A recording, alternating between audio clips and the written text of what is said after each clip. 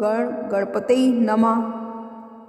आइए हम सब मिलकर माघ मास के दूसरे अध्याय का श्रवण करते हैं। राजा के ऐसे वचन सुनकर तपस्वी कहने लगा कि हे राजन, भगवान सूर्य बहुत शीघ्र उदय होने वाले हैं, इसलिए ये हमारे स्नान का समय है, कथा का नहीं। आप भी स्नान करके अपने महल में जाइए और अपने गुरु श्री वशिष्ठ जी से इस महात्म के बारे में सुनिए। इतना कहकर तपस्वी सरोवर में स्नान करने के लिए चले गए और राजा भी विधि पूर्वक सरोवर में स्नान करके अपने राज्य को लौट आया और अपनी रानी को तपस्वी की सभी बातें बताई।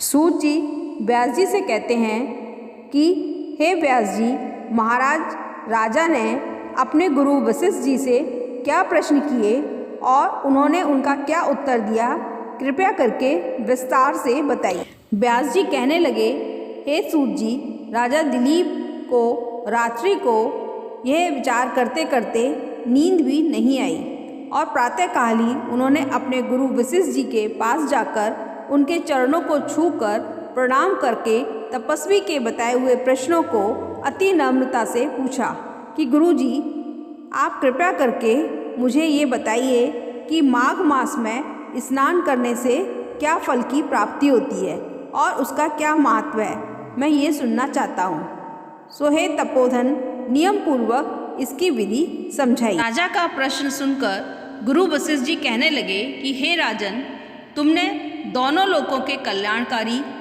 तथा वनवासी एवं गृहस्थियों के अंतःकरण को पवित्र करने वाले माघ मास के स्नान का बहुत सुंदर प्रश्न पूछा है। मैं इसको विस्तार से बताता हूँ, ध्यान से सुनो। मकर राशि में सूर्य के आने पर माघ मास में स्नान का फल किसी भी प्रकार के दान करने से ज़्यादा होता है, जैसे कि गौ, भूमि, तिल, वस्त्र, स्वर्ण, अन्न, घोड़ा आदि दानों से भी सर्वश्रेष्ठ फल माघ मास में स्नान करने से मिलता है। वैशाख तथा कार्तिक में जब दान, तप और यज्ञ बहुत फल देने वाले होते हैं, परंतु माघ मास में इसका फल बहुत ही अधिक होता है। माघ में स्नान करने वाला पुरुष मुक्ति के मार्ग को जानने वाला होता है। व्यास जी आगे कहते हैं कि जो मनुष्य माघ मास में सकाम या भगवान के निमित्त नियम पूर्वक माघ मास में स्नान करता है, वह अनंत फल वाला होता है। उसको शरीर की शुद्धि प्राप्त होती है, उसका ऐश्वर्य चारों दिशाओं में फैल जाता है। हे राजन, अब मैं उन लोगों के बारे में बताता हूँ जिन्होंने माघ मास के स्नान का फल प्राप्त किया। अदिति ने 12 वर्ष तक मकर संक्रांति में अन्न त्याग कर स्नान किया। इससे तीनों लोकों को उज्जवल करने वाले 12 पुत्र उत्पन्न हुए। माघ में स्नान करने से रोहिणी, सुभद्रा, अरुंधति दानशीलता हुई और इंद्राणी के समान रूपवती होकर प्रसिद्ध हुई। जो पुरुष माघ मास में स्नान करते हैं तथा देवताओं के पूजन में तत्पर रहते हैं, उनको सुंदर स्थान, हाथी, घोड़ों की सवारी और बहुत सारे ऐश्वर्य की प्राप्ति होती है। अतिथियों से उनका घर भरा रहता है, उनके घर में सदा वेद ध्वनि होती रहती है। वह मनुष्य धन है जो माघ मास में स्नान करते हैं, दान देते हैं तथा व्रत और नियमों का पालन करते हैं। जो भी मनुष्य माघ मास में स्नान करता है, वह कभी स्वर्ग से वापस नहीं आता। इससे बढ़कर कोई नियम, तप, दान, पवित्र और पापनाशक नहीं है। वशिष्ठ जी राजा से कहते हैं कि भृगु ऋषि ने मणि पर्वत पर विद्याधरों को माघ मास के स्नान के बारे में सर्वप्रथम बताया था।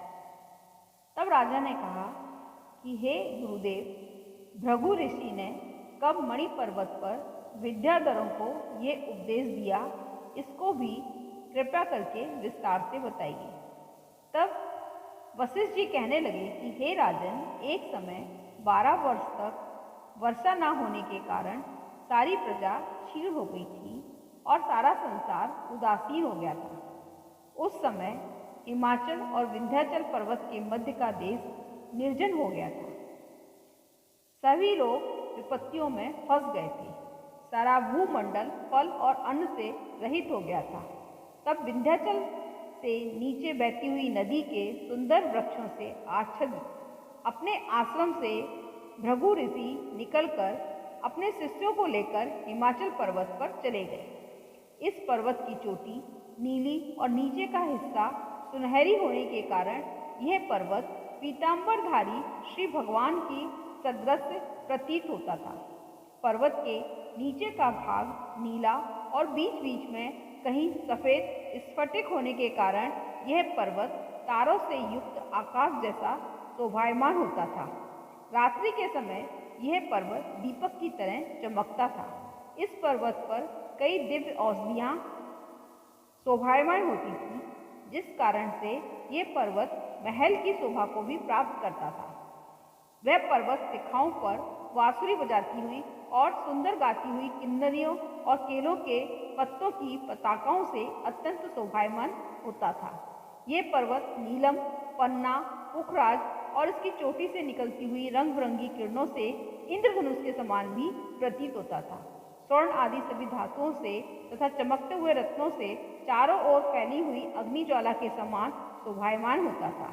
इसकी कंदराओं में काम पीड़ित विद्याधरी अपने पतियों के साथ आकर रमण किया करती थी और गुफाओं में ऐसे ऋषि मुनि रहते थे जिन्होंने संसार में सब कलेशों से अपने को जीत लिया था। रात दिन वह वहाँ पर ब्रह्म का ध्यान करते थे और कई एक हाथ में रुद्राक्ष की माला लिए हुए शिव की आराधना में लगे हुए रहते थे। पर्वत के नीचे भाग में जंगली हाथी अपने बच्चों के साथ खेला करते थे। कस्तूरी अपने रंग बिरंगे मृगों के झुंड में इधर उधर घूमा करते थे। ये पर्वत सदा राजहंस तथा मोरों से भरा हुआ रहता था। इसी कारण पर्वत के इस भाग को हेमकुंड कहते थे। यहाँ पर सदैव ही देवता, गुहक और अप्सरा निवास करते थे। द्वितीय अध्याय समाप्त। श्रीमन्नारायण नारायण हरि हरि। श्रीमन्नारायण नारायण हरि।